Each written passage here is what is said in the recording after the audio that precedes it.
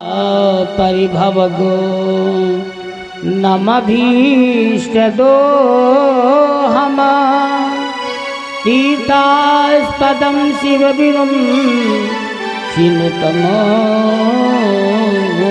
शरण्यं भृत्यार्थी हम प्रणतपा लभवा दीपोत्तमा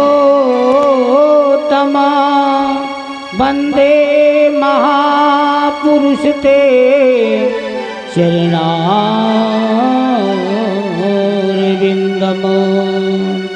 गुरुर्ब्रह्मा गुरुर्विष्णुः गुरुर्देवो हि महेश्वरः गुरुर्साक्षात् परब्रह्म तस्मै श्री गुरुवे नमः। मतिव्रतं चन्दननान्दिनेत्रमो सियाप्रियं कुण्डलिकुण्डलं च विराजमानं गिर्वा गिरहुतं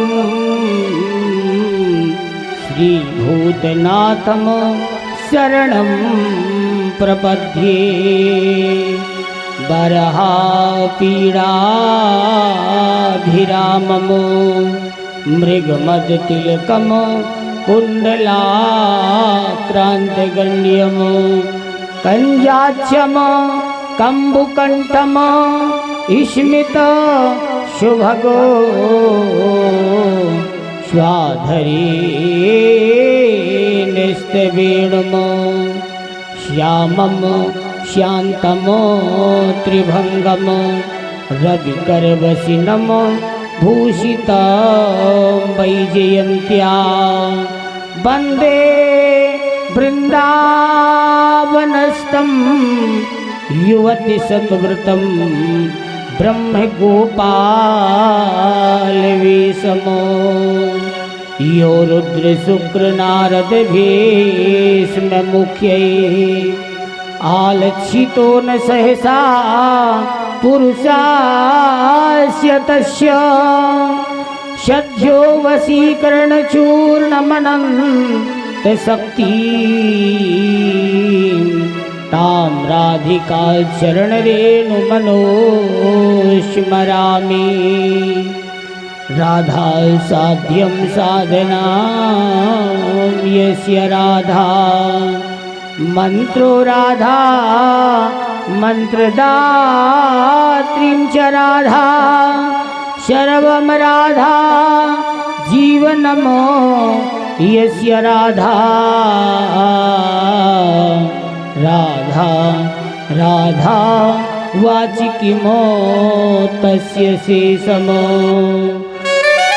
भक्ति भक्त भगवान ते गुरु चतुर्नाम बपू एक इनके पद बंधन किए सुनासत विघ्न अनेको बुद्धिहीन तनु जानिके सुमिरहु पवन कुमार बल बुद्धि विद्या देहु मोहि हरहु कलेश विकार। बोलिए हनुमान जी महाराज की जय। सद्गुरुदेव भगवान की जय। बाके बिहारी लाल की जय। श्रीमद् भागवत महापुराण की जय।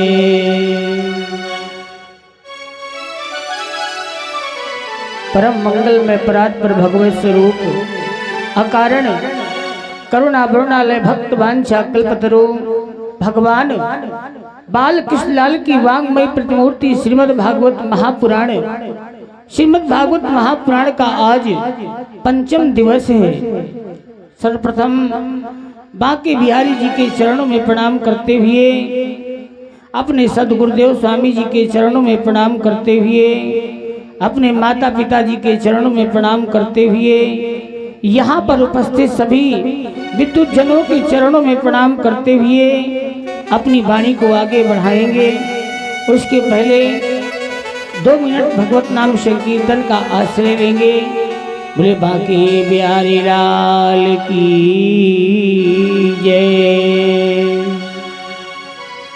श्री राधे राधे गोविंद गोविंद राधे। श्री राधे राधे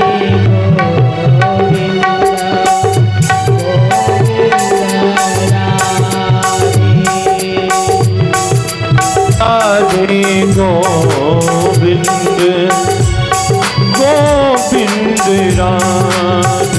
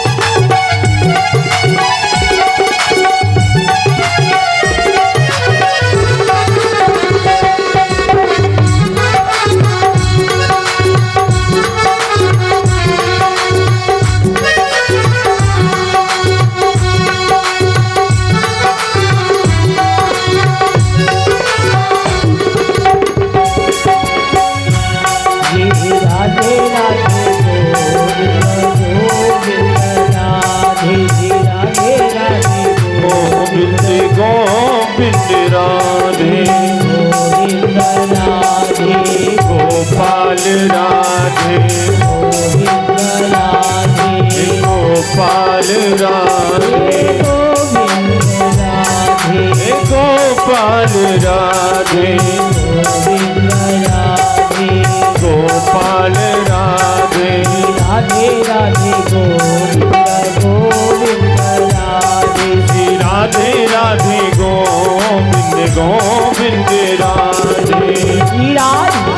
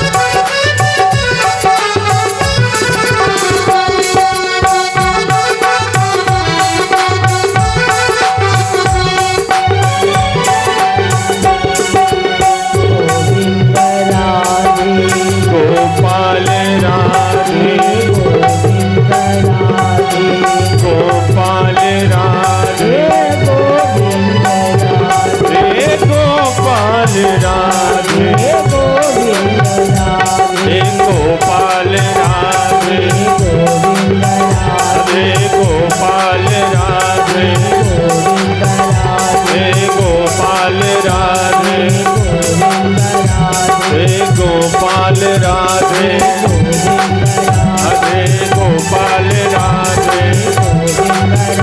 हे गोपाल राधे हे गोपाल राधे हे गोपाल राधे राधे राधे गोविंद गोविंद राधे राधे राधे गोविंद गोविंद राधे राधे राधे गोविंद गोविंद राधे राधे राधे गोविंद गोविंद राधे राधे तू बड़ भाग्यली कौन तपस्या की तीन लोक के मालिक अब तेरे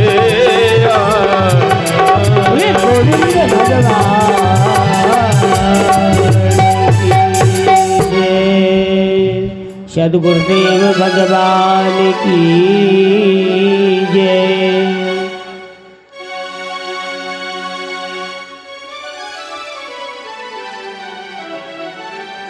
जैसा कि कल के सत्र में आप लोगों ने श्रवण किया है, कल महाराज भगवान श्री कृष्ण का जन्मोत्सव बड़े ही धूमधाम से बनाया गया।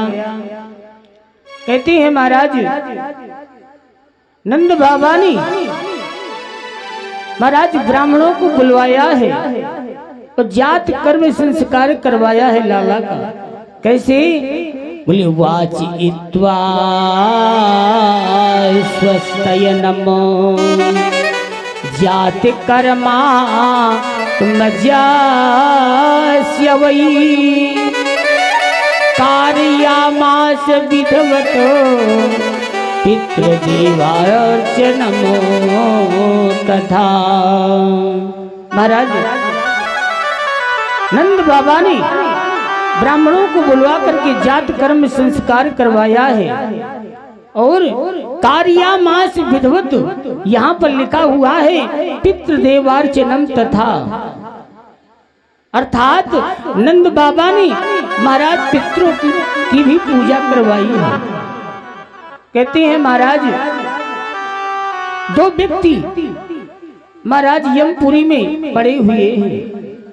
यमराज के यहाँ पर एक व्यक्ति रो रहा था और एक व्यक्ति हंस रहा था। रोने वाले व्यक्ति ने महाराज हंसने वाले व्यक्ति से पूछा कि आप क्यों हंस रहे हैं? तो मालूम है हंसने वाला व्यक्ति कहता क्या है, भैया क्या तुम्हें पता नहीं जो मेरा नाती है ना वो आजकल श्रीमद् भागवत की कथा करवा रहा है और जब 7वां दिन होगा और हवन होगा उसके बाद मैं यहाँ से हमेशा के लिए यमपुरी से मुक्त हो जाऊंगा। महाराज इसलिए यहाँ पर लिखा हुआ है कि पितृदेवार जन्मो तथा। महाराज आज हंसने वाले व्यक्ति ने पूछ लिया है रोने वाले व्यक्ति से कि भैया तुम क्यों रो रहे हो? तो वो कहता है भैया तुम्हें पता नहीं मेरे परिवार के जितने भी लोग हैं सब महाराज मदिरा पीने लगे हैं, सब महाराज जुआ खेलने लगे हैं। महाराज मेरे यहाँ तो मांस भक्षण भी होने लगा है। अब मेरा इस जीवन में कभी भी इस नरक से उद्धार होने वाला नहीं। इसलिए महाराज वो रोने वाला व्यक्ति और जोर जोर से रो करके पूरी बात बता रहा था। जैसा कि हमारे मध्य में आचार्य श्री चंद्रशेखर जी शास्त्री जी जो बिलगांव से पधारे हुए हैं, कहते हैं महाराज बहुत ही सुंदर ज्योतिष मर्मज्ञ हैं। जिनको संपर्क करना हो, जन्मपत्री इत्यादि दिखाना हो, हमारे चंद्रशेखर जी शास्त्री जो ज्योतिष के मर्मज्ञ हैं, बोले बाके बिहारी लाल की जय। कहते हैं यदि ब्राह्मणों का आशीर्वाद कथा में मिले तो महाराज कहना ही क्या है। जब भगवान की कृपा होती है तभी महाराज संत जन दर्शन देने के लिए आते हैं। इधर महाराज होता क्या है कि आज नंद बाबा लाला की खुशी में महाराज लुटाते जा रहे हैं। नंद बाबा ने लाला की खुशी में क्या क्या दियो? बोले महाराज धेनु नाम नियते प्रादात विप्रेभ्या समलंग कृते तिला दीन सप्त रत्नौघो सात कौभा बरामृता। महाराज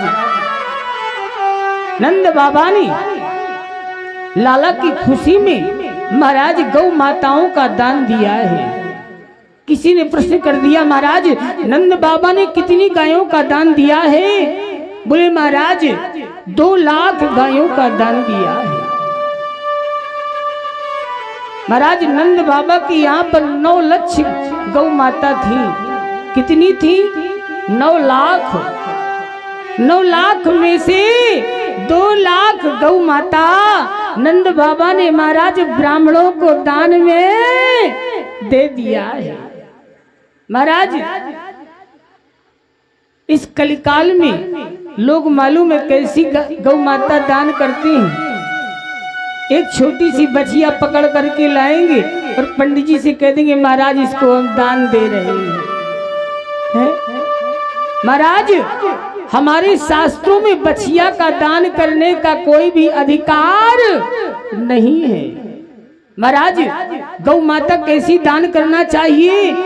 भागवत जी में लिखा हुआ है कि पयस्वनी तरुणौ शील रूप कपिला हेम श्रृंगी। महाराज दूध देने वाली गौ माता का दान देना चाहिए।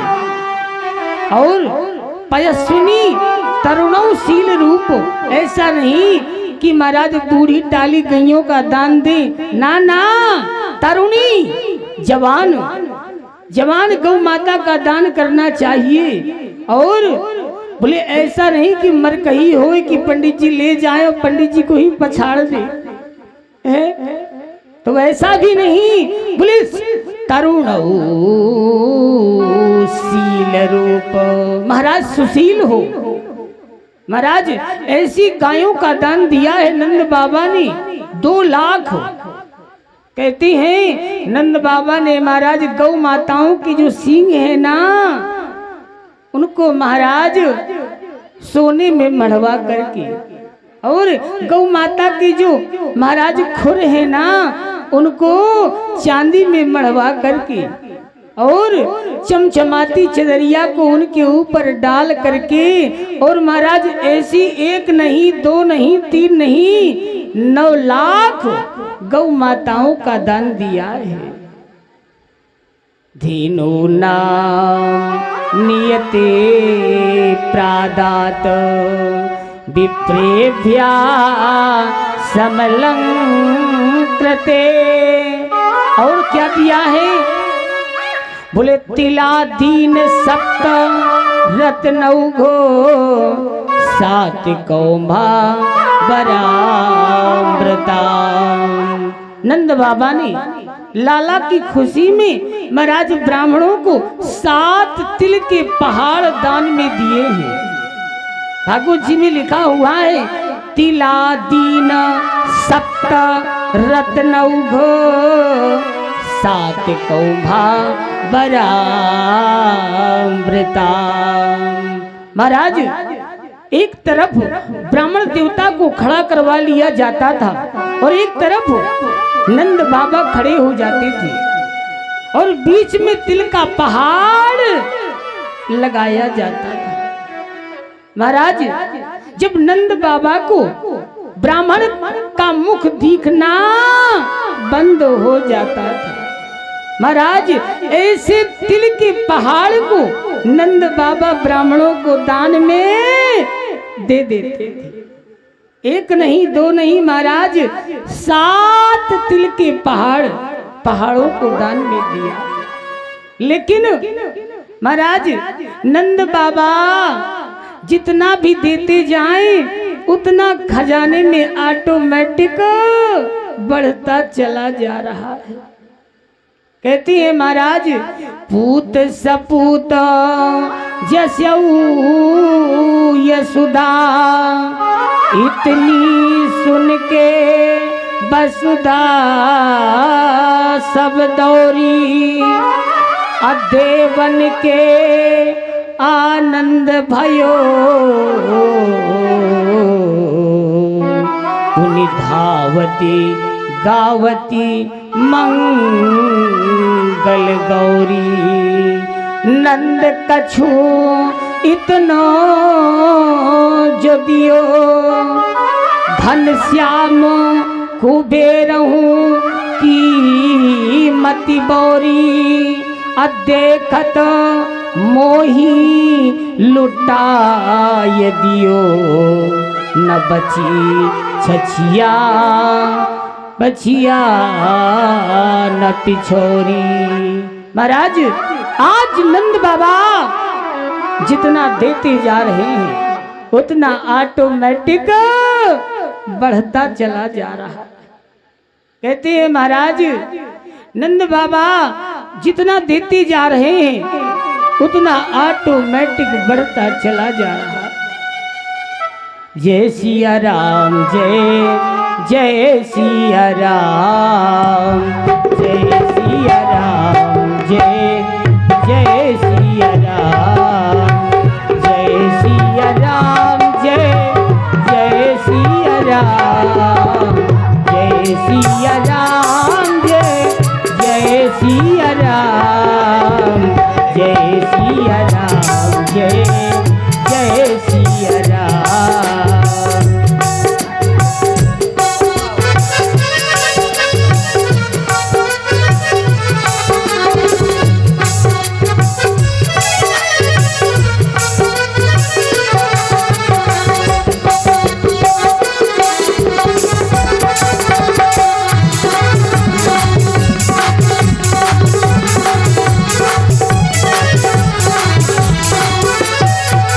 इस प्रकार से महाराज उत्सव चल रहा था। कहते हैं महाराज उत्सव मनाते मनाते पूरे 6 महीने हो जाते हैं। इधर महाराज किसी को पता नहीं चलता है कि दिन कब हो गया और रात्रि कब हो गई है। महाराज किसी को कुछ पता ही नहीं चल रहा है।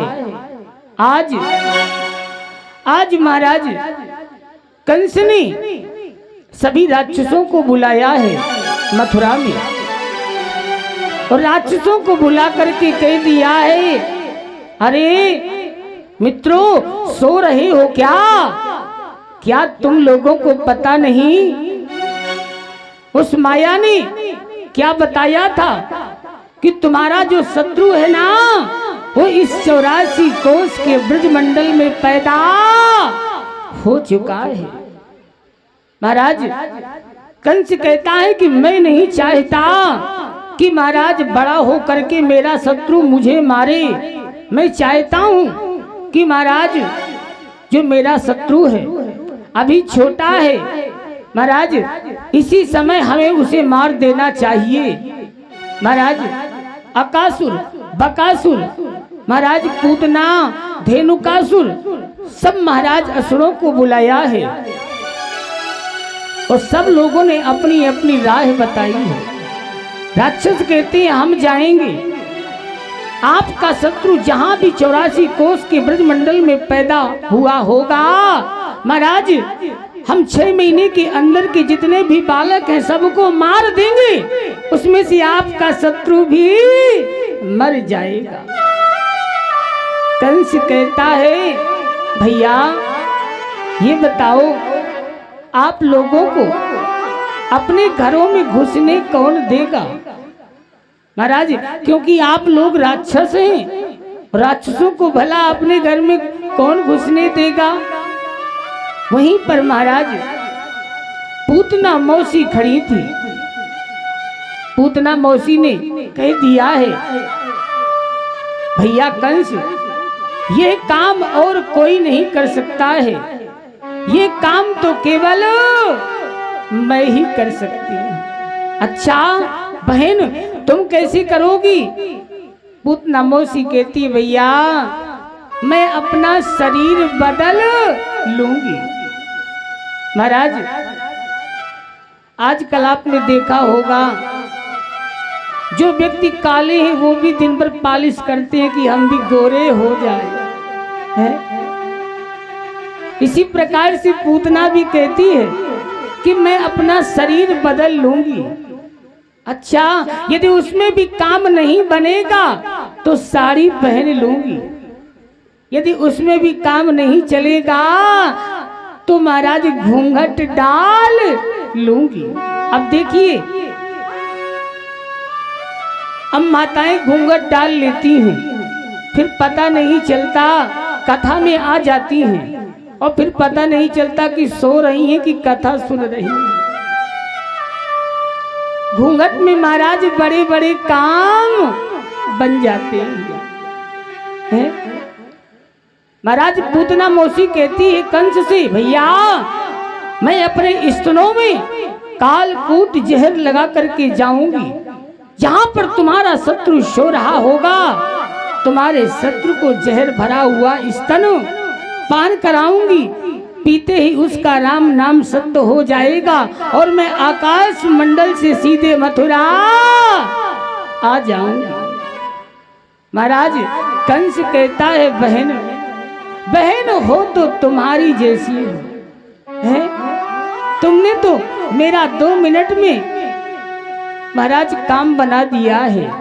और आज इधर महाराज गोकुल में उत्सव मनाया जा रहा है। नंद बाबा महाराज बोले, बाके बिहारी लाल की जय। नंद बाबा देखते क्या हैं कि जितने भी महाराज 84 कोस के ब्रजमंडल के लोग हैं, सब तो बढ़ावा देने के लिए आए हैं, लेकिन रोहिणी मैया बधाई देने के लिए नहीं आई है। तब महाराज नंद बाबा माता यशोदा रोहिणी मैया के पास में जाते हैं और जाकर के कह दिया है, देवी हमारे यहाँ पर किसी लाला ने जन्म नहीं लिया है, क्योंकि रोहिणी चा महाभागा नंद गोपा भिनंदिता व्यचरद दिव्यवासा कंठा भरण भूषिता। महाराज आज रोहिणी मैया से कह दिया है, देवी हमारे यहाँ पर किसी लाला ने जन्म नहीं लिया है, हमारे यहाँ तो साक्षात बाके बिहारी जी ने जन्म लेकर के आए हैं और आपको उस उत्सव में आना ही चाहिए। महाराज रोहिणी मैया नंद बाबा माता यशोदा जी से कहती हैं, बाबा क्या आपको पता नहीं कि मेरे जो पति वसुदेव है ना, वो आजकल कंस के कारागार में है। महाराज और शास्त्र कहता है कि यदि किसी भी माता का पति महाराज यदि संकट में हो तो महाराज माताओं को किसी भी उत्सव में सज धज करके नहीं जाना चाहिए। इसलिए महाराज रोहिणी मैया नंद बाबा से कहती हैं कि रोहिणी चा महाभागा नंद गोपा भिनंदिता व्यचरद दिव्यवासा कंठाभरण भूषिता। बाबा मेरे जो पति हैं वो आजकल कंस के कारागार में, भला मैं कैसे आपके उत्सव में जा सकती हूँ।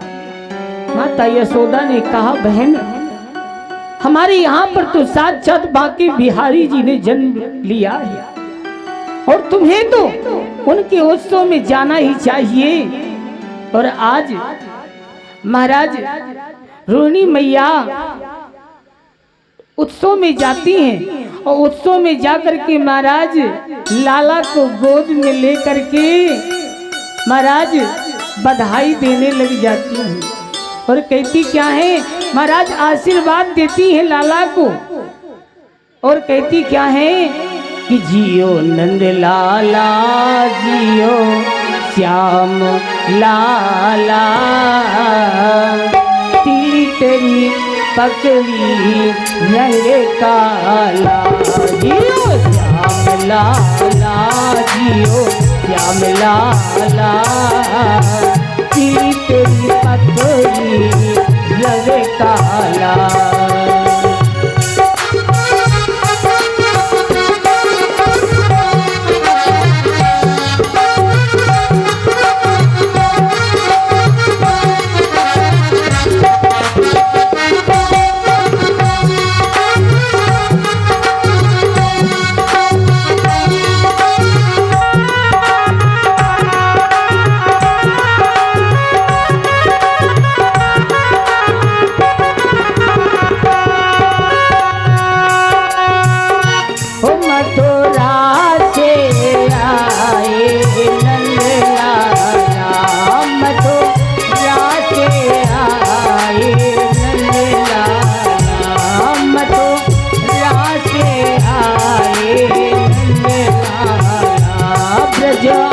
गोपियन से पड़ गयो काला, ब्रज गोपियन से पड़ गयो काला।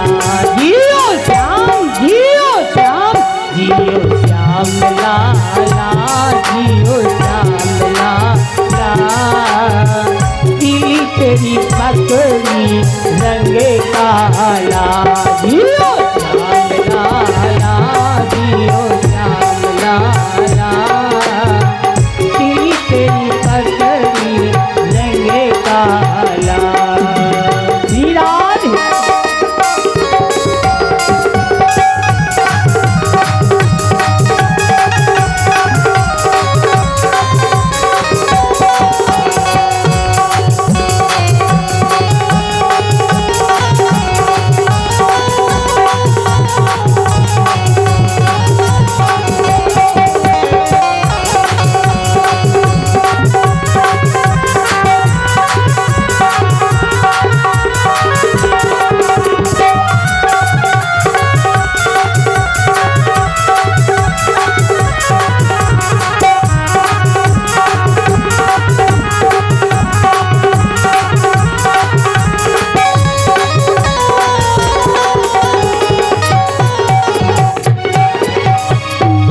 क्या है महाराज, रोनी मैया ने जब लाला को गोद में ले लिया है, मेरे गोविंद रोने लगे हैं।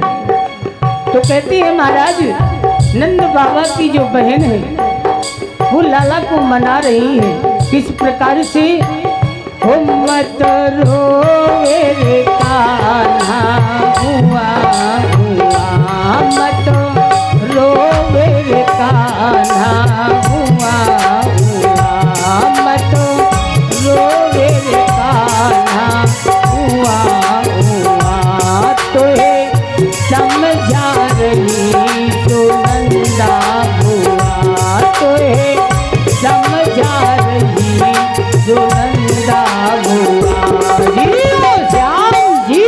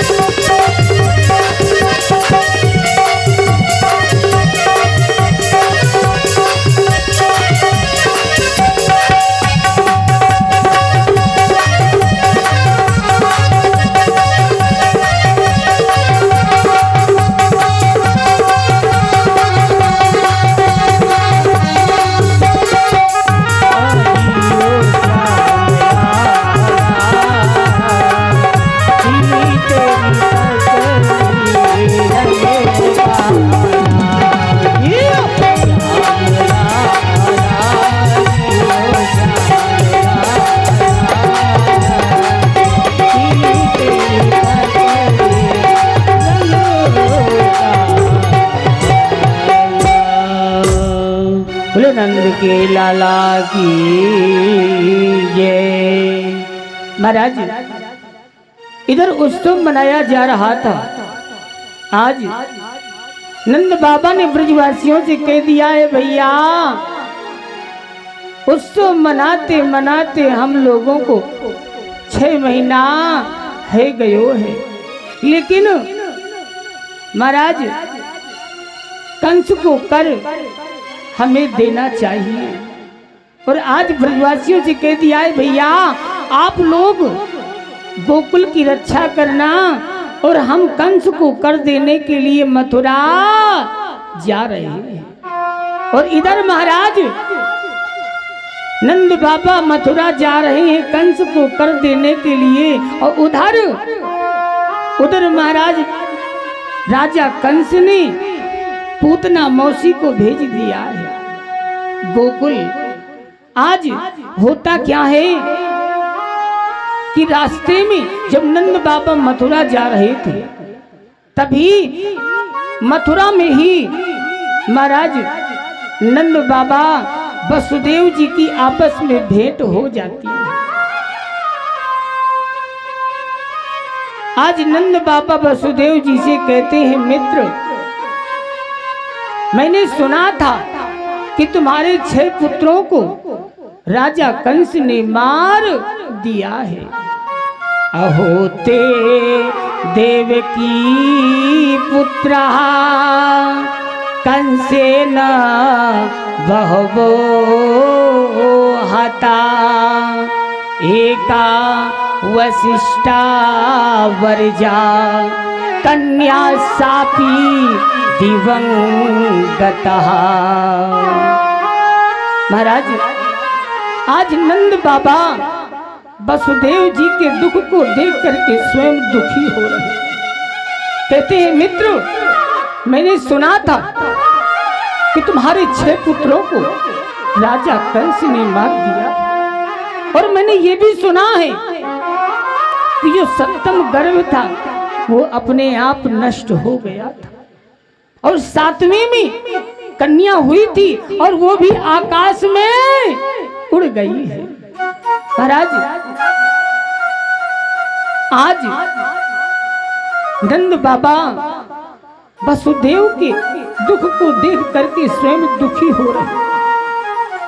वसुदेव जी कहते हैं बाबा आप चिंता न करें, आपके यहाँ जो बालक है ना वो मेरी ही है।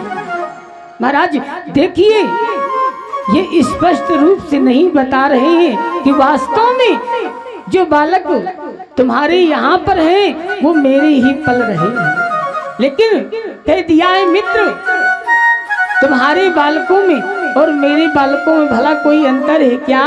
जो तुम्हारे बालक हैं वो मेरे हैं और जो मेरे हैं वो तुम्हारे हैं। और महाराज देखिए किसी ने प्रश्न कर दिया कि महाराज कंस के कारागार में वसुदेव जी तो बंद हैं, लेकिन यहाँ पर रास्ते में नंद और बाबा की वसुदेव जी से भेंट कैसे हो गई? तो कहते हैं महाराज जब उस माया ने बताया कि कंस तुम्हारा जो शत्रु है वो 84 कोस के ब्रजमंडल में पैदा हो चुका है, तब महाराज कंस ने विचार किया कि जब मेरा शत्रु 84 कोस के ब्रजमंडल में पैदा हो चुका है तो फिर देवकी और वसुदेव को कारागार में रखने से क्या फायदा है? तो कहते हैं महाराज कुछ दिनों के लिए वसुदेव और देवकी को कारागार से मुक्त कर दिया था। इसलिए महाराज आज नंद बाबा वसुदेव जी की महाराज भेंट हो जाती है। अहो ते देवकी पुत्रा कंसेन बहवो हता एका वसिष्ठा वर्जा कन्या सापी दिवंगतः।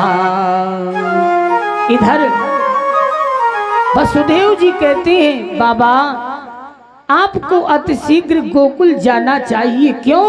क्योंकि वसुदेव जी महाराज बहुत बड़े ज्योतिषी थे। महाराज वसुदेव जी ने कह दिया बाबा आपको गोकुल जाना चाहिए कंस को कर दे करके, क्योंकि गोकुल में कोई उत्पात होने वाला है। इधर महाराज पूतना मौसी तो गोकुल आ चुकी है। कहते हैं महाराज 85 गज का नंद भवन बना हुआ है। कितने गज का? 85 गज का। कहते हैं महाराज लाला के उत्सव में महाराज 10,000 व्यक्ति नंद भवन से बाहर जा रहे हैं। 5,000 व्यक्ति महाराज नंद भवन में अंदर आ रहे हैं। वाई भीड़ में पूतना मौसी भी जाकर के शामिल हो जाती है। महाराज धीरे धीरे पूतना मौसी जहां पर माता यशोदा लाला को पालना झुला रही थी, महाराज वहां पर जाकर के पहुंच जाती हैं। माता यशोदा ने देखा अरे ये कौन है? सो महाराज माता यशोदा जी ने पूछ लिया बहन तुम कैसे आई? तब महाराज पूतना मौसी कहती है अरे बहन जैसे हमें पतो चली कि आप बुढ़ापे में तुम्हारे लाला भयो तो हम तुम्हारे लाला को आशीर्वाद देने की ताई आई है। अच्छा महाराज देखिए आज माता यशोदा ने कह दिया है बहन ये मेरा लाला थोड़ी ही है, ये तो तुम्हारा ही लाला है। माता यशोदा ने महाराज सोची कि शायद कोई पंडितानी ठीक है और माता यशोदा ने कह दिया है बहन ये मेरा लाला थोड़ी ही है, ये तो तुम्हारा ही लाला है। और लो आप इसे आशीर्वाद देना और मैं अतिथि सत्कार के लिए दरवाजे पर जाती हूँ। इधर पूतना मौसी को महाराज अवसर प्राप्त हो जाता है। मेरे गोविंद पालना में लेटे हुए हैं और आज मेरे गोविंद ने जैसे ही पूतना मौसी को देखा है तो महाराज अपने नेत्रों को बंद कर लिया है। भागवत जी में लिखा हुआ है कि विधुद्यता बालक मारिका गृहम चरा चरात्मा सन्मीलिते क्षणः। महाराज आज भगवान ने पूतना मौसी को देख करके अपने आंखों को बंद कर लिया है। किसी ने प्रश्न किया कि भगवान ने अपने नेत्रों को क्यों बंद किया है? देखिए कहते हैं महाराज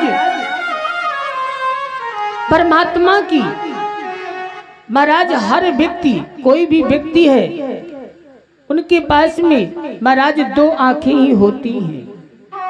कहते हैं महाराज हर व्यक्ति की बाईं आंख में चंद्रमा का वास होता है और दाहिनी आंख में सूर्य का वास होता है।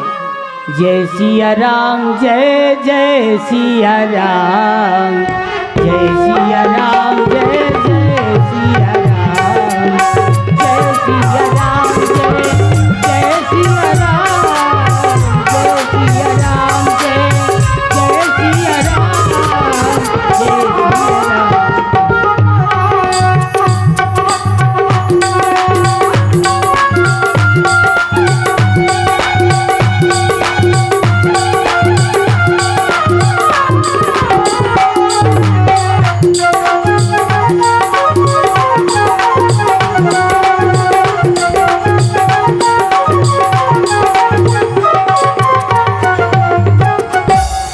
महाराज देखिए हमारी जो बाईं आंख है उसमें महाराज चंद्रमा का वास होता है। जो महाराज दाहिनी आंख है उसमें सूर्य का वास होता है। आज जैसे ही मेरे गोविंद ने महाराज पूतना मौसी को देखा तो सूर्य और चंद्रमा दोनों मन में विचार करने लगे कि राम राम राम राम, ये कैसी उल्टा राक्षसी है जो हमारे गोविंद को, जितने भी ब्रजवासी हैं सब लोग लाड़ लड़ा रहे हैं, प्यार दे रहे हैं, दुलार दे रहे हैं, लेकिन राम राम ये कैसी उल्टा राक्षसी है जो हमारे गोविंद को अपना जहर भरा हुआ स्तनपान कराने के लिए आई है। तो महाराज देखिए सूर्य और चंद्रमा दोनों कह रहे हैं कि राम राम राम राम, ऐसी उल्टा राक्षसी को तो हम देखना भी नहीं चाहते। इसलिए महाराज भगवान ने अपनी आंखों को बंद कर लिया है। एक संतों का मत और है, संत जन कहते हैं कि भगवान ने अपनी आंखों को इसलिए बंद कर लिया है कि महाराज भगवान विचार करने लगे कि मेरे मानव के रूप में दो ही अवतार हुए हैं, एक रामा अवतार और दूसरा कृष्णा अवतार। कहते हैं राम कृष्ण दो एक हैं, अंतर नहीं निवेश, इनके नयना गंभीर है, उनके चपलो विशेष। महाराज भगवान की मानव के रूप में केवल दो ही अवतार हैं, रामा अवतार और कृष्णा अवतार। भगवान विचार करते हैं कि जब मैं रामा अवतार में आया था तो सर्वप्रथम मुझे ताड़का राक्षसी का वध करना पड़ा था, लेकिन आज जब मैं महाराज कृष्णा अवतार में आया हूँ तो शायद सर्वप्रथम मुझे पूतना राक्षसी का वध करना पड़ेगा। इसलिए महाराज देखिए भगवान मन में विचार कर रहे हैं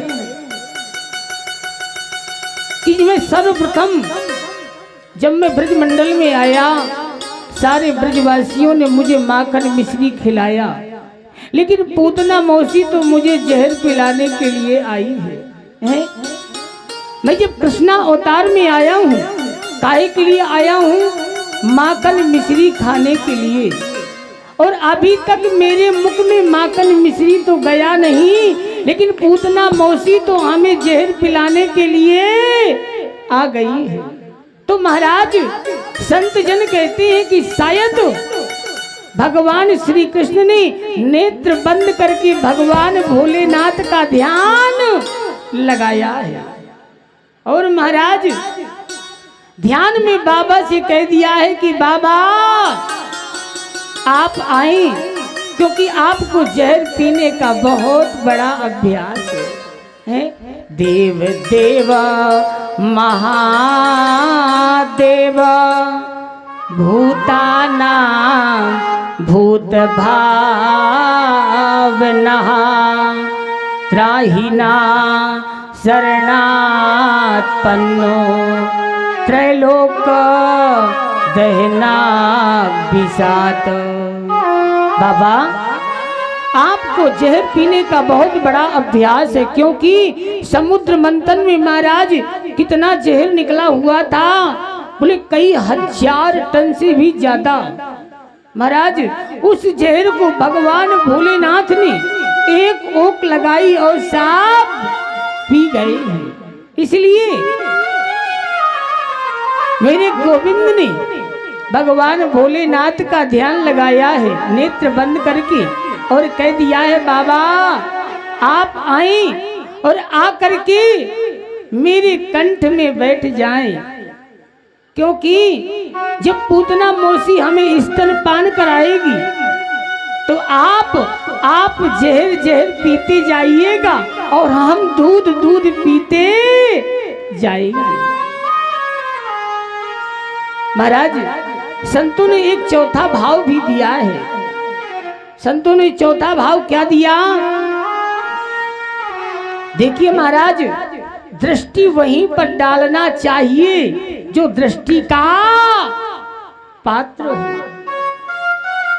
महाराज शूर्पणखा जब पंचवटी में आई और भगवान राम जी से कहती है कि ताते तब लग रही कुमारी, ताते तब लग रही कुमारी, ताते तब लग रही कुमारी, मन माना कछु तुम्हारी निहारी, तुम्हारी निहारी, ताते तब लग रही कुमारी, ताते तब लग रही कुमारी, मन माना कछु तुम्हारी निहारी, ताते तब लग रही कुंवारी, मन माना कछु तुम्हारी निहारी, मन माना कछु तुम्हारी निहारी। महाराज शूर्पणखा जब पंचवटी में आई भगवान राम से कहने लगी ताते तब लग रही कुमारी और मन माना कछु। महाराज वो भी ज्यादा नहीं थोड़ा, मेरा मन कहता है कि आपसे, आप भी उतने अच्छे नहीं है लेकिन फिर भी आपसे काम चला लूंगी विवाह करके, है? मन माना कछु तुम ही निहारी।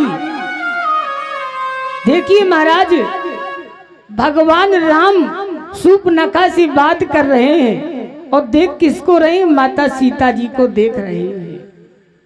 महाराज भगवान राम जी ने कहा मेरा तो विवाह हो चुका है और महाराज साथ में मेरी पत्नी माता जानकी भी बैठी हुई है, लेकिन देखिए शूर्पणखा से महाराज बात कर रहे हैं और माता जानकी की तरफ देख रहे हैं। सीता चितही करी एक बाता, सीता चितही करी एक बाता, आहरी कुमार मोर लघु भ्राता, आहई कुमार मोर लघु भ्राता, श्री कृष्ण गोविंद हरे मुरारे, श्री कृष्ण गोविंद हरे मुरारे, हे नाथ नारायण वासुदेवा, हे नाथ नारायण वासुदेवा। महाराज देखिए इधर भगवान कहना चाहते हैं कि महाराज दृष्टि वहीं पर डालना चाहिए जो दृष्टि का पात्र हो। इसलिए महाराज भगवान राम जी ने महाराज शूर्पणखा से वार्ता की और माता जानकी को देखा है। इसलिए मेरे गोविंद ने महाराज पूतना मौसी को नहीं देख रहे हैं, क्योंकि पूतना है अविद्या और भगवान के सामने कभी भी अविद्या टिक नहीं सकती है। महाराज इधर पूतना मौसी को अवसर प्राप्त हो जाता है और पूतना मौसी ने आज महाराज भगवान को अपनी गोद में उठाया है और गोद में उठा करके जहर भरा हुआ स्तन गोविंद के मुख में दे दिया है। मेरे गोविंद महाराज धीरे धीरे स्तन पान करने लगे हैं। कहते हैं महाराज पूतना ने विचार किया ज्यादा से ज्यादा 2 सेकंड पिएगा और 2 सेकंड में इसका राम नाम सत्य हो जाएगा, पालना में डाल करके सीधे आकाश मार्ग से मथुरा चली जाऊंगी।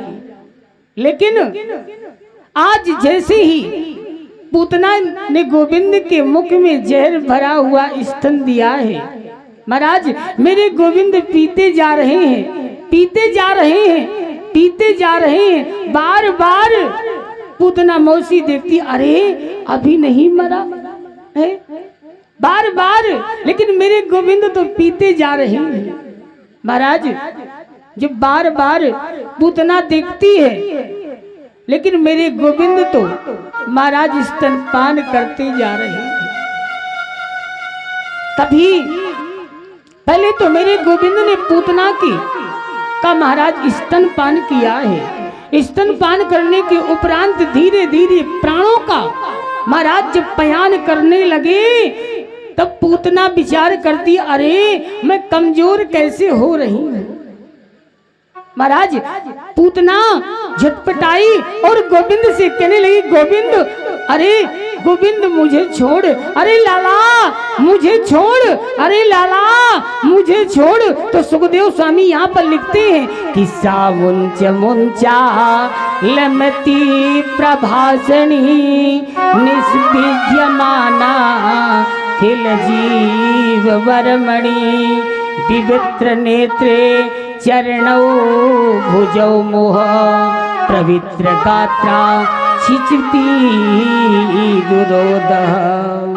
पूतना मौसी कहती है, अरे लाला मुझे छोड़, अरे लाला मुझे छोड़। तो महाराज आज मेरे गोविंद पूतना मौसी से बोलने लगे और कहने लगे, मौसी जी हमको छोड़ना नहीं आता है, हमको तो पकड़ना ही आता है। हम जिसको पकड़ लेते हैं ना, उसको पार लगा करके ही छोड़ते हैं।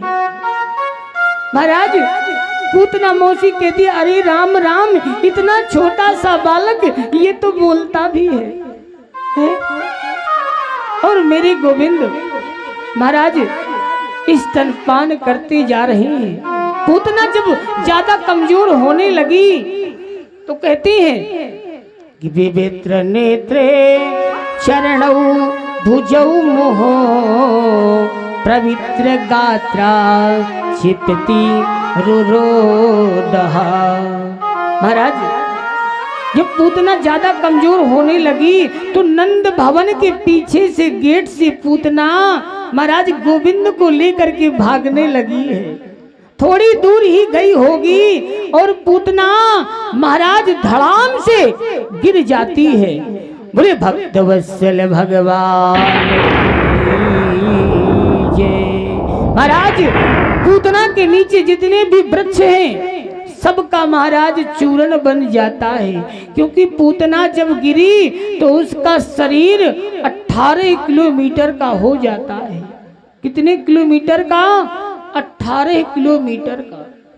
महाराज कहते हैं 18 किलोमीटर के नीचे जितने भी वृक्ष थे ना, सबका महाराज चूर्ण बन चुका है। देखिए पूतना मौसी महाराज मर चुकी है, लेकिन मेरे गोविंद इतने नाटकी हैं कि फिर भी अभी पूतना मौसी के वक्षस्थल पर महाराज खेल रहे हैं। इधर जैसे ही महाराज धम्म की जब आवाज हुई, जितने भी ब्रजवासी गोपी ग्वाल नाच और कूद रहे थे, सबका नाचना गाना बंद हो जाता है और सब दौड़ करके देखने लग जाते हैं कि ये आवाज कहाँ से आई है। सभी ब्रजवासी महाराज पूतना मौसी के पास में आते हैं और आकर के देखते क्या है कि गोविंद पूतना मौसी के वक्षस्थल पर महाराज अभी भी खेल रहे हैं। बूढ़ी बूढ़ी माताएं माता यशोदा से कहती है, अरे बहन तुमने यह राक्षसी को लाला को दे दियो। यशोदा मैया कहती है, हमें का पत्यो कि ये राक्षसी है या पंडितानी है, हमें ऐसा प्रतीत हुआ कोई पंडितानी होएगी, सो हमने अपनो लाला या को दे दियो है। और महाराज जो महाराज वृद्ध माताएं हैं उन्होंने लाला को पूतना मौसी के वक्षस्थल से महाराज उठा करके गौशाला ले जाती हैं। कहते हैं माताओं का एक पुराण होता है जिसे हम वात्सल्य पुराण के नाम से जानते हैं। यदि कोई भी किसी भी माता जी का बालक पुत्र यदि 2 दिन के लिए भी बाहर चला गया और 2 दिन के बाद यदि माता जी के पास में आता है ना, तो माता जी अपने पुत्र की महाराज हाथ फेरते हुए कहेंगे, भैया क्या वहां पर भोजन नहीं मिला क्या, बहुत कमजोर हो गए हैं। देखिए माताओं के अंदर वात्सल्य आज महाराज वृद्ध माताएं लाला को गौशाला में ले जाती हैं और ले जाकर के पहले लाला को गाय के गोबर से स्नान कराती हैं, क्योंकि लाला ने राक्षसी को स्पर्श कर लिया है। इसलिए महाराज राक्षसी की शुद्धि तो होना ही चाहिए। फिर लाला को गाय के मूत्र से स्नान कराया है, फिर लाला को यमुना जल से स्नान कराया है, और फिर वृद्ध माताओं ने महाराज गाय की पूंछ से वृद्ध माताएं झाड़ा लगा रही हैं लाला के ऊपर और मंत्र भी पढ़ती जा रही हैं। कहती क्या है कि इंद्रियाणि रसी के सहा प्राणा नारायणो वतु अश्वेत दीप पति चित्तम मनो योगेश्वरो वतु। महाराज आज माताएं कहती इंद्रियाणी हृषि केशो, मेरे लाला की इंद्रियों की रक्षा ऋषिकेश भगवान करें, और बोले प्राणा नारायणो वतु।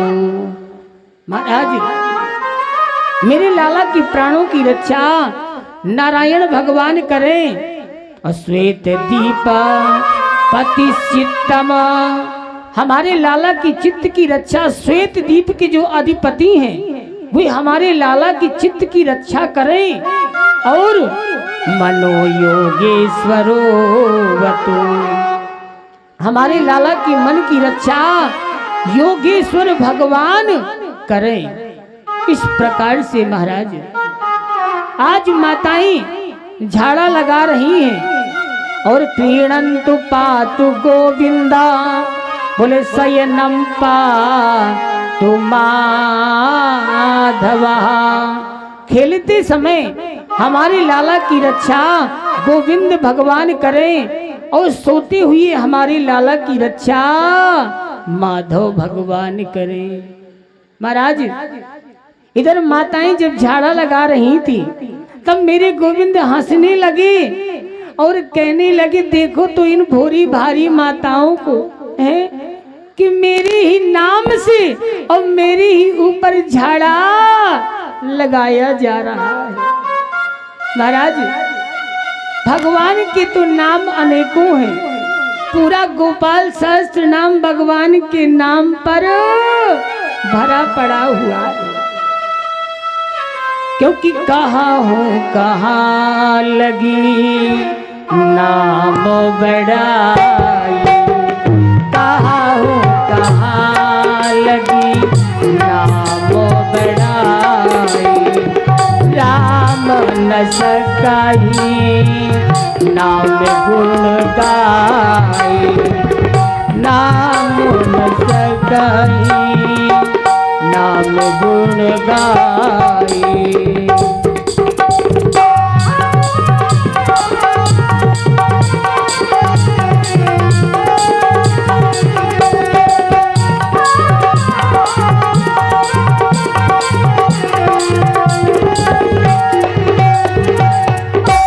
इस प्रकार से महाराज भगवान के नाम तो बहुत है।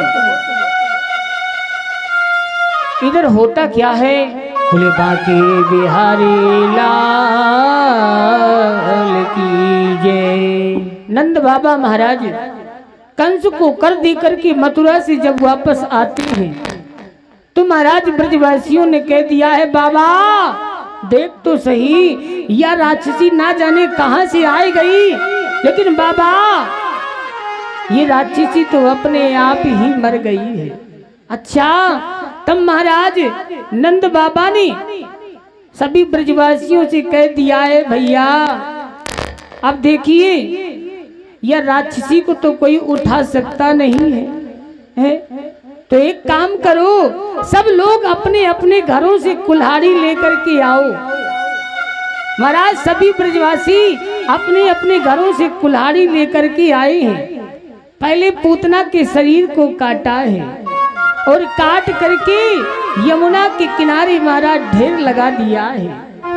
फिर पूतना के शरीर के नीचे जितने भी महाराज वृक्षों का चूर्ण बन गया था, उस सब लकड़ी को महाराज एक जगह एकत्रित करवाया है। यमुना के किनारे सुंदर सेज बनवाई।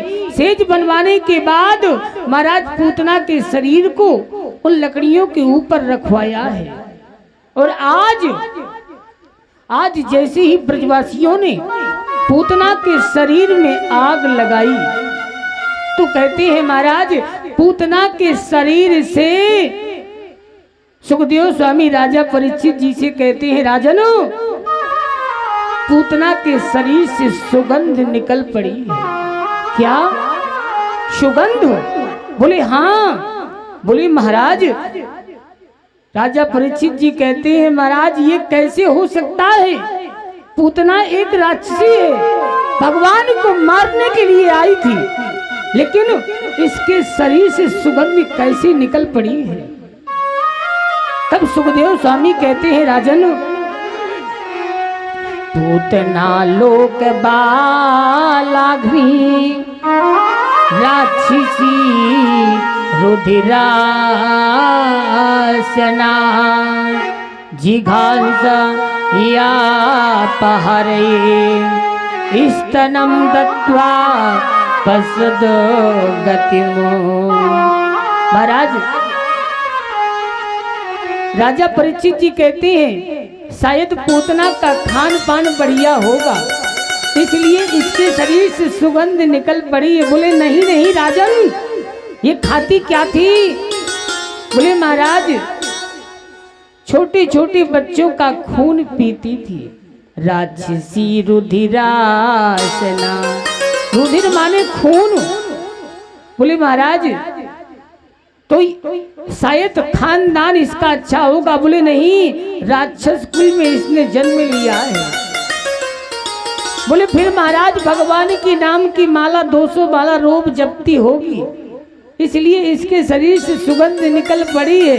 बोले नहीं, जिघांसया पहाड़े, इसने अपने जीवन में कभी भी परमात्मा का भजन नहीं किया है, लेकिन राजन इसने एक काम बहुत अच्छा किया।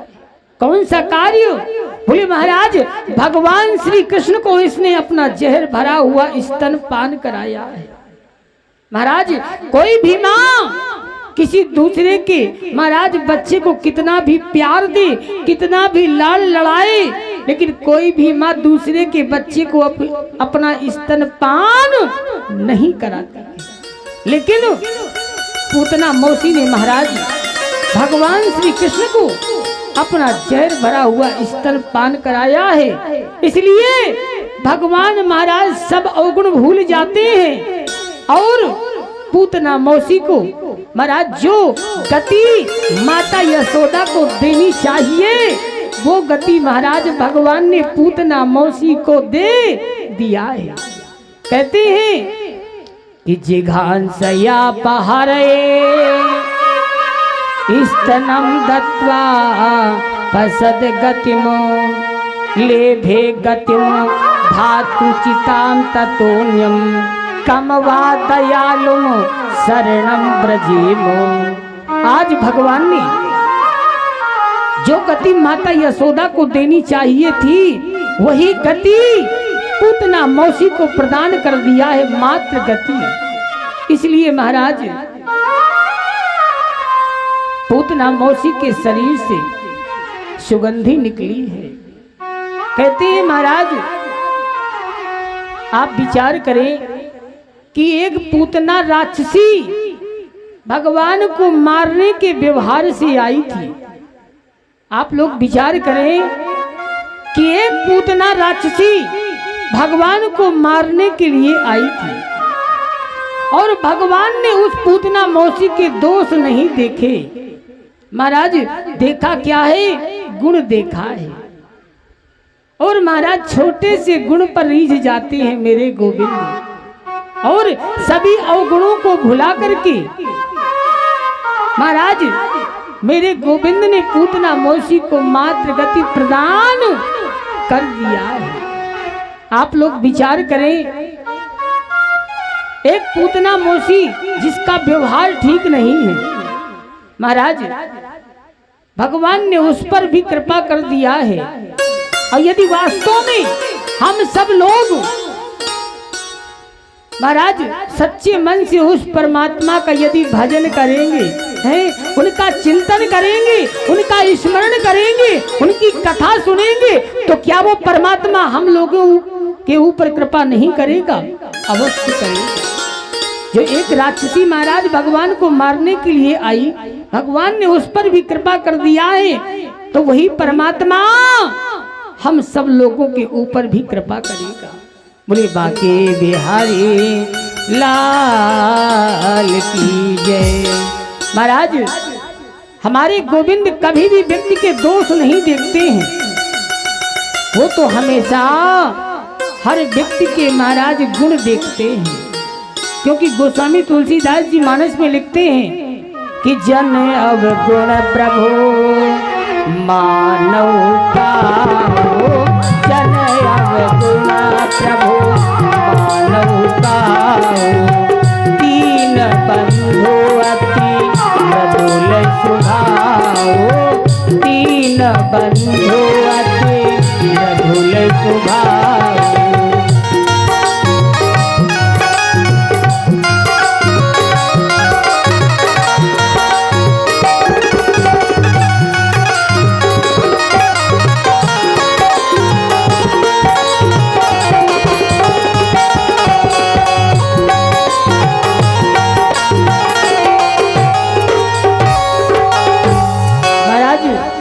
मेरे गोविंद कभी भी यदि वास्तव में हमारे गोविंद यदि हम लोगों के दोष देखने लग जाए ना, तो महाराज हमारा जीवन में कभी भी उद्धार नहीं हो सकता है। इसलिए हमारे गोविंद हमारे दोष नहीं देखते हैं, वो तो हमेशा गुण देखते हैं कि इस भक्त ने हमारे लिए क्या किया है। महाराज एक विद्वान व्यक्ति को परमात्मा दर्शन नहीं देते हैं, और महाराज एक अनपढ़ जो भोला व्यक्ति है उस पर भगवान कृपा कर देते हैं। एक महाराज भोला भगत था,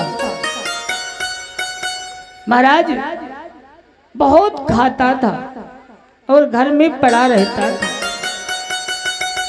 घर के लोगों ने कहा भैया देखो, यदि घर में रहना है तो काम भी करना पड़ेगा। वो लेकिन वो है महाराज खाता बहुत था, काम कुछ नहीं करता था।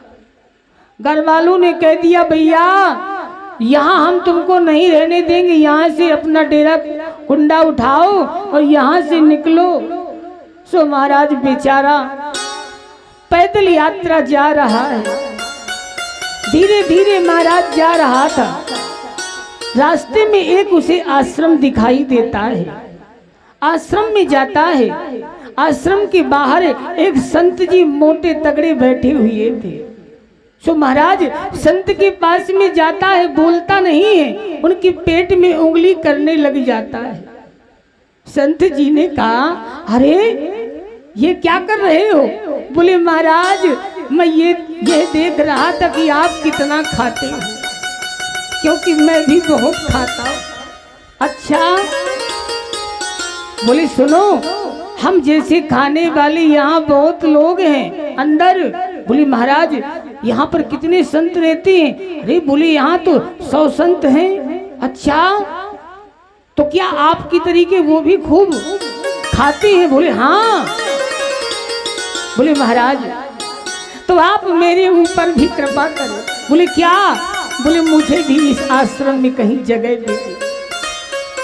मैं भी रहना चाहता हूँ। तुम भी रहना चाहते हो? हाँ। संत जी ने कहा, बोले हम तुम्हें रख तो लेंगे, लेकिन एक तुम्हें काम करना पड़ेगा। क्या?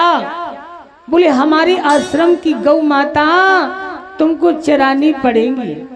बोले महाराज, मैं आपकी गौ माता तो चरा सकता हूँ, लेकिन मेरे खाने पीने में किसी भी प्रकार का कोई रोक टोक नहीं होना चाहिए। महाराज, संत जी ने कहा, अरे खाने के लिए आश्रम में खूब चकाचक है, एक बार नहीं तुम तो 3 बार खाओ, हैं? खाने की कमी थोड़ी है। और महाराज आज आश्रम में भोला भगत रहने लग जाता है। नित्य महाराज गौ सेवा करता है। धीरे धीरे महाराज एक दिन जब एकादशी आ जाती है, एकादशी का में महाराज आश्रम का नियम था कि एकादशी के दिन आश्रम में कुछ भी नहीं बनता था। अब भोला भगत रसोई में जाता है और जाकर के देखता क्या है कि वहां तो कोई नहीं है। पुनः महाराज अपने कमरे में आ जाता है। थोड़ी देर के बाद फिर जाता है, फिर देखता है तो वहां तो कुछ ही नहीं है। रसोई में जाकर के बड़े संत जी से कह देता है, महाराज मेरे तो गौचारण का समय हो चुका है और रसोई में कुछ भी नहीं है। बड़े संत जी ने कह दिया, भोला भगत आज एकादशी है। क्या? ये एकादशी क्या होती है? बोले भोला भगत, एकादशी के दिन हमारे आश्रम में कुछ भी नहीं बनता है। अच्छा, तो फिर? बोले तुम्हें व्रत करना होगा। बोले महाराज हमें व्रत? बोले नहीं, जितने भी आश्रम के लोग हैं सबको एकादशी का व्रत रहना होगा। बोलो तो क्या मैं भी रहूंगा? बोले देखो तुम आश्रम में रहते हो तो तुमको भी रहना पड़ेगा। बोले महाराज मैं एकादशी नहीं रह सकता। बोले नहीं, वो तो तुम्हें रहना पड़ेगा क्योंकि तुम भी आश्रम में ही रहते हो। महाराज भोला भगत कहता है संत जी से कि महाराज मैंने पहले आपसे कहा था कि मैं आश्रम का आपका काम तो करूंगा, लेकिन मेरे भोजन में किसी भी प्रकार की कोई दिक्कत नहीं होना चाहिए। और आप कहते हैं कि तुम्हें भी एकादशी रहना पड़ेगा। बोले महाराज मैं एकादशी नहीं रह सकता। बोले नहीं, तुम्हें तो रहना ही पड़ेगा क्योंकि तुम आश्रम में रहते हो। तब भोला भगत संत जी से कहता है कि हे महाराज, यदि आपने मुझे एकादशी का व्रत करवा दिया ना तो फिर मैं कल की द्वादशी नहीं देख पाऊंगा। महाराज संत जी ने कह दिया, अरे राम राम, क्या ये मर ही जाएगा है? सो महाराज संत जी ने कहा चलो कोई बात नहीं, एक काम करो, अभी हम तुमको महाराज आटा भाटा दिला रहे हैं और तुम महाराज ले करके और गौओं को लेकर के सीधे वन में जाना और वहीं पर बढ़िया तिक्कड़ बनाना और भगवान का भोग लगा करके वहीं पाना। बोले महाराज ये हो सकता है। और संत जी ने महाराज 2.5 किलो आटा और 2.5 किलो आटा के हिसाब से महाराज सब्जी दिलाई। और आज भोला भगत महाराज सामग्री लेकर के गौओं को लेकर के महाराज वन में जाता है और वन में गौओं को छोड़ करके बट वृक्ष के नीचे महाराज बैठ करके भोजन तैयार करता है। जब भोजन तैयार हो जाता है तो राम जी को बुलाने लग जाता है। महाराज भोला भगत को बात याद आ जाती है कि हमारे गुरु जी ने कहा था कि जब राम जी का भोग लगा देना इसके बाद खाना। बेचारा भोला भगत आर्त भाव से राम जी को पुकारने लग जाता है और कहता क्या है कि श्री राम आइए राजा राम आइए मेरे भोजन का भोग लगाइए राजा राम आइए सीता राम आइए मेरे भोजन का भोग लगाइए।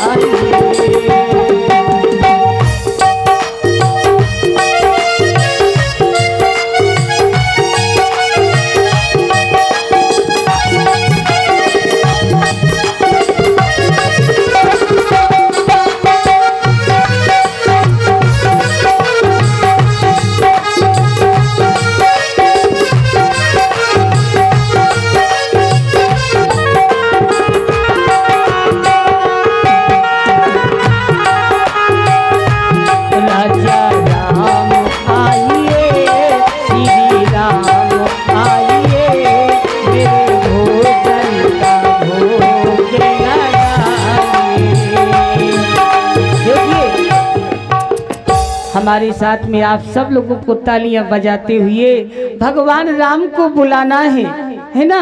सभी लोग तालियां बजाते हुए कैसे राजा राम आइए सीता राम आइए मेरे भोजन का भोग लगाइए।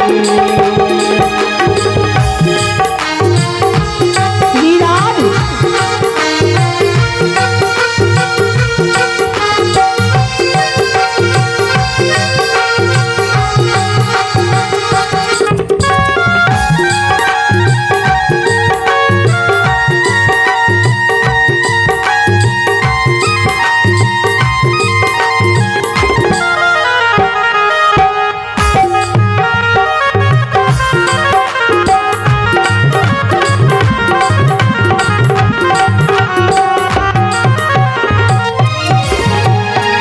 महाराज इस प्रकार से आज भोला भगत भगवान राम को पुकार रहा है लेकिन मेरे राम जी नहीं आते। तो भोला भगत भगवान से कहता है हे राम जी शायद आप ये सोच रहे होंगे कि हम तो आश्रम में नित्य मालपुआ खाते हैं और ये भोला भगत हमको सूखी रोटी खाने के लिए बुला रहा है। तो हे राम जी आप ऐसी गलती में नहीं रहना। महाराज मेरे राम जी से भोला भगत कहता क्या है कि आचमनी और घान आरती यहाँ यही महिमानी आचमनी और घान आरती यहाँ यही महिमानी रूखी रोटी खाओ प्रेम से पियो नदी का पानी रूखी रोटी खाओ प्रेम से पियो नदी का पानी राजा राम आइए सीता राम आइए मेरे भोजन का भोग लगाइए।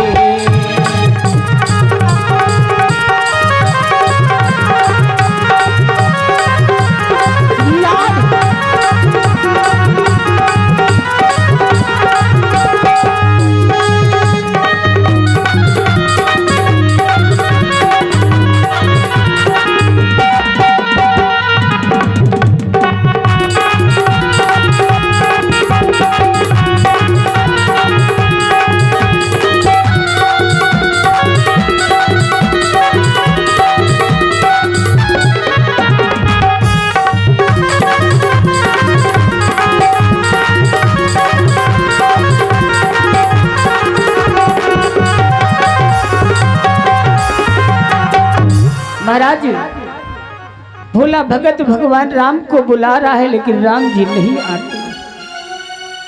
तब भोला भगत भगवान से आर्त भाव से कहने लग जाता है कहता हे राम जी शायद आप ये सोच रहे होंगे कि हम तो आश्रम में भोजन करेंगे लेकिन शायद आपको पता नहीं है कि आश्रम में तो आज एकादशी।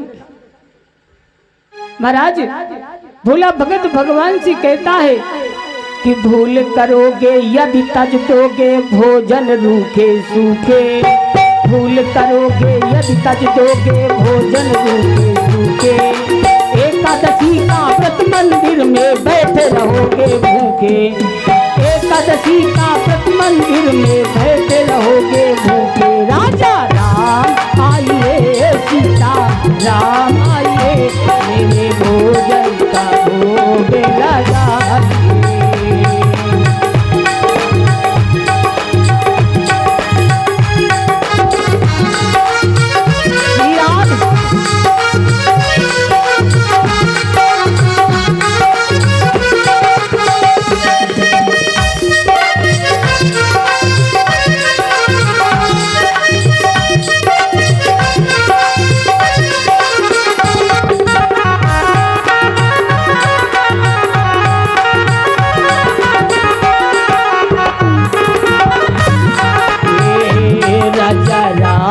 आइए सीता राम आइए, मेरे भोजन का भोग लगाइए।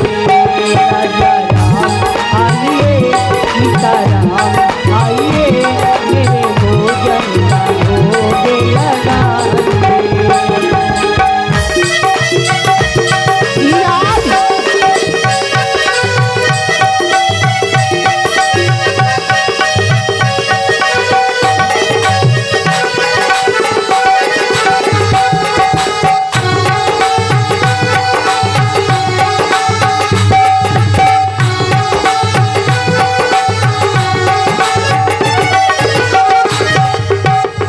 प्रकार से महाराज आज भोला भगत जबार्थ भाव से राम जी को पुकारने लग जाता है, तो मेरे राम जी माता जानकी को लेकर के भोला भगत के समक्ष प्रकट हो जाते हैं। कहते हैं महाराज सीता समारोह पितवा भागमो। महाराज मेरे राम जी जब सीता जी को लेकर के प्रकट हो जाते हैं तब भोला भगत मन में विचार करता है कि हमने तो केवल एक को बुलाया था, है? हमने तो केवल राम जी को बुलाया था, लेकिन ये साथ में कौन है? आकर के राम जी को महाराज प्रणाम करता है और बोले भोला भगत राम जी से पूछने लग जाता है, हे राम जी आप पहले ये बताओ ये कौन है? राम जी कहते हैं तुम्हें पता नहीं है? बोले हमें नहीं है, आप ये बताओ आपके ये साथ में कौन है? बोले ये हमारी धर्म पत्नी है। अच्छा तो आप जहां भी जाते हैं तो पत्नी को भी लेकर के जाते हैं, लेकिन भोला भगत कहता मैंने तो केवल आपको ही बुलाया था, आप इनको लेकर के क्यों आए हैं? क्योंकि मैंने भोजन तो केवल दो ही लोगों के लिए बनाया, एक अपने लिए और एक आपके लिए, फिर इनका क्या होगा? महाराज भगवान राम ने कहा नहीं नहीं, जहां हम जाते हैं ना साथ में जानकी भी जाती है। अच्छा तो फिर यदि आप ही सब भोजन कर लोगे तो फिर मेरा क्या होगा? मेरी तो एकादशी हो ही जाएगी, है? और आज भोला भगत महाराज दूर जाकर के बैठ जाता है। माता जानकी राम जी से कह देता है कि आप प्रसाद पाओ, और दूर बैठ करके टेढ़ी निगाह से माता जानकी की तरफ देखने लग जाता है। राम जी ने पूछ लिया है भोला भगत उतनी दूर क्यों बैठे हो? बोले महाराज क्या करें, हम खाते हुए भी तो नहीं देख सकते। और मेरे राम जी और माता जानकी प्रेम से पाते जा रहे हैं। महाराज उनमें से केवल एक ही तिक्कड़ बचता है, बाकी सब खा जाते हैं।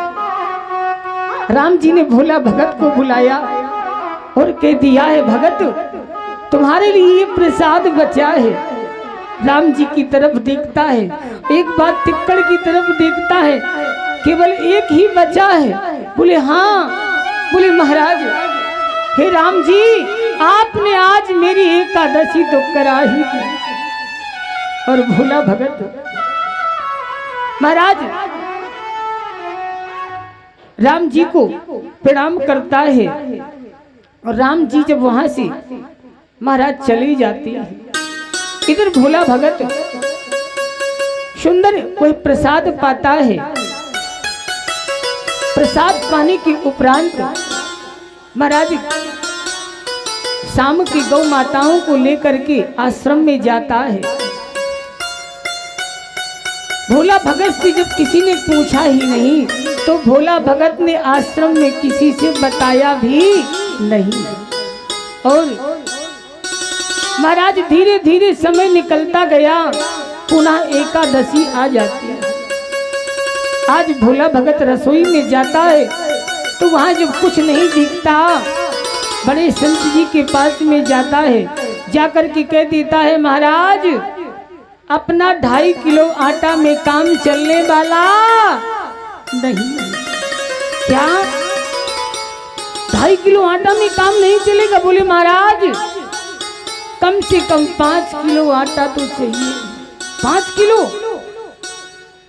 संत जी ने विचार किया शायद ये कुछ ज्यादा ही खाता है, चलो 5 किलो आटा ले जाओ। और उसी के हिसाब से महाराज आटा भाटा सब कुछ दे दिया। उस सामग्री को लेकर के भोला भगत गौओं को लेता है और सीधे महाराज वन में आ जाता है। वन में आकर के महाराज गौओं को छोड़ देता है और बट वृक्ष के नीचे सुंदर प्रसाद तैयार करता है। तैयार करने के उपरांत आज पुनः भोला भगत राम जी को पुकारने लग जाता है। इस बार मालूम है कहता क्या है? उस बार तो कह रहा था श्री राम आइए, राजा राम आइए। इस बार भोला भगत कहता क्या है? सीता राम आइए, राजा राम आइए, मेरे भोजन का भोग लगाइए। राम आइए, सीता राम आइए, मेरे भोजन का भोग लगाइए।